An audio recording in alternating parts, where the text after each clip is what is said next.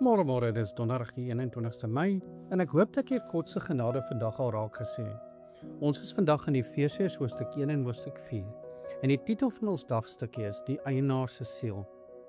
Ek wil jou vandag iets vra wat jou binneste gaan toets.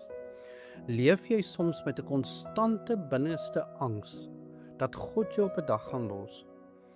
Jy weet, ons almal soek in hierdie lewe na sekuriteit. Ons sluit ons huise met die beste alarms, ons koop duur polisse vir ons gesondheid en ons aftrede. Ons soek uiterse waarborge dat ons veilig is teen die donker. Maar wanneer dit by ons geloof kom, dan leef baie Christene soos weeskinders.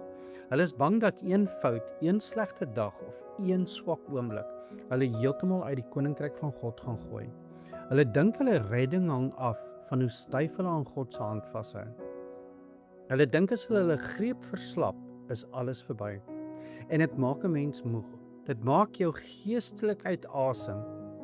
Maar jy vergeet wie dit is wat jou vashou.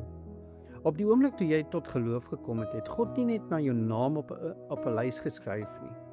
Hy het sy eiendomsmerk, sy stempel op jou afgedruk en in jou gees ingebrand. Die Bybel sê in Efesiërs 1 vers 13, in wie julle, nadat julle ook geglo het, geseël is met die Heilige Gees van die belofte. Nou in die antieke Griekse wêreld was die woord vir seël spragies.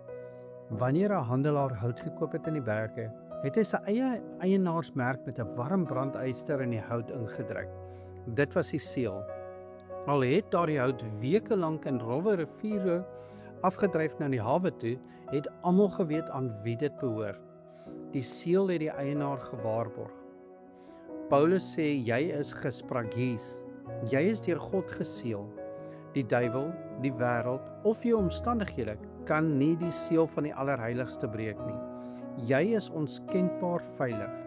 En nog meer, hy sê die Heilige Gees is met ons. Nou, die Griekse woord wat gebruik word is arbon. Dit beteken 'n nie terugbetaalbare deposito. Dit is 'n wetlike waarborg dat God klaar te veel in jou belê het om jou ooit te los. Maar kyk na die ander kant van die seël. In Efesiërs 4 vers 30 waarsku Paulus, en bedroef nie die Heilige Gees van God nie, deur wie julle geseël is. Omdat die Gees 'n lewendige persoon is wat in jou woon, kan jy hom diep seermaak. Jy kan hom bedroef deur jou bitterheid, deur jou woede en deur die harde, skadelike woorde wat jy in die geheim teen ander mense gooi. Jy kan die Heilige Gees nie wegdryf nie, want die seël staan vas, maar jy kan die eienaar van die huis ongelooflik diep seermaak met die manier hoe jy leef. Geestelike sekuriteit is nie 'n lisensie om te sondig nie. Dit is die grootste dryfveer om heilig te leef. Kom ons bid saam. Here ons God, U is die eienaar van die lewe. Dankie dat U my gekoop het met die kosbare bloed van Jesus Christus. Here, ons bely vandag eerlik dat ons so dikwels in vrees lewe, asof ons veiligheid van ons eie wilskrag afhang. Here, vergewe ons ongeloof. Maar dankie dat U eie stempel, die spragies, op my binneste gedruk het. Dankie vir die Heilige Gees wat my arbon is, die absolute waarborg dat U my nooit sal verlaat nie.